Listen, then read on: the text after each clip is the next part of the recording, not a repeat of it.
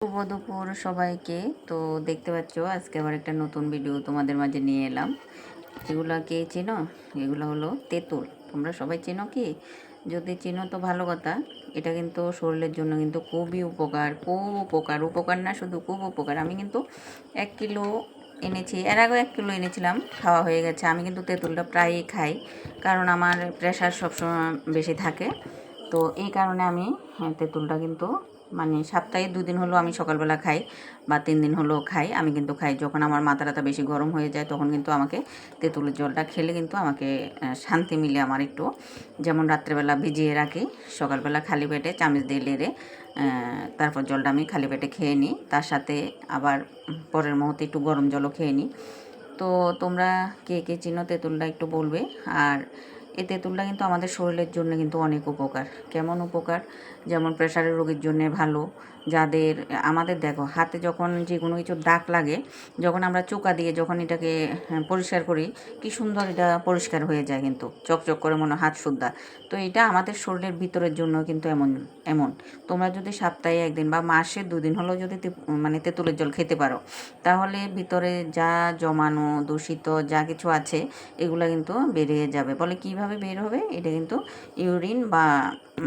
Urine বা মলের সাথে কিন্তু বেরিয়ে যাবে। তো তাই তোমরা তেঁতুল খাওয়াটা শুরু করো। দেখো এখন আমাদের খাদ্যর মধ্যে আমরা যে খাদ্য খাচ্ছি, এগুলো কিন্তু সব কিছুর মধ্যে কিন্তু বিষ। আর এগুলোর মধ্যে কিন্তু কোনো সার নেই, ওষুধ নেই, কোনো কেমিক্যাল নেই। এটা কিন্তু অরিজিনাল জিনিস। এটা খেলে বরং আমাদের যে জিনিসগুলো খাই, যেমন এখন একটা আপেল খেলো, আপেলের মধ্যেও কিন্তু মানে কেমিক্যাল থাকে।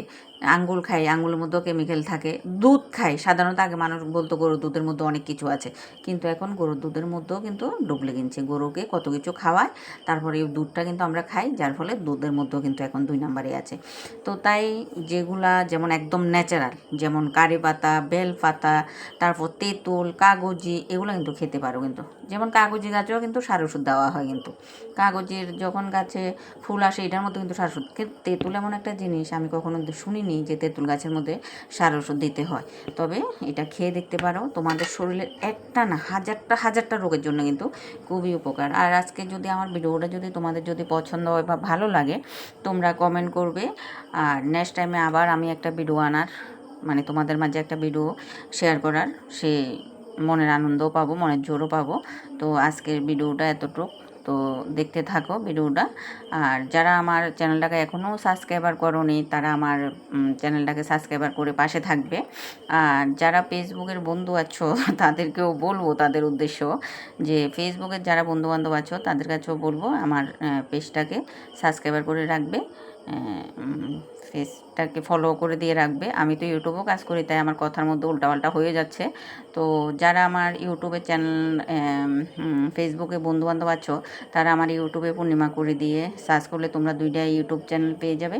ওইখানে গিয়ে যদি পারো দয়া করে আমার চ্যানেলটাকে সাবস্ক্রাইবার করে পাশে থাকবে। আর যারা ইউটিউবের বন্ধুবান্ধব আছো তাদের কাছেও বলবো, আমার ফেসবুকও 2টা পেজ আছে। একটা পেজে আমি বেশি কাজ করি, পূর্ণিমা করি। এটার মধ্যে গিয়ে আমাকে ফলো করে দেবে। আমার ভিডিওগুলো যদি ভালো লাগে লাইক কমেন্ট করবে। তো আজকের ভিডিও এতটুকু। তো কেমন হয়েছে ভিডিওটা একটু কমেন্ট করে জানাবে।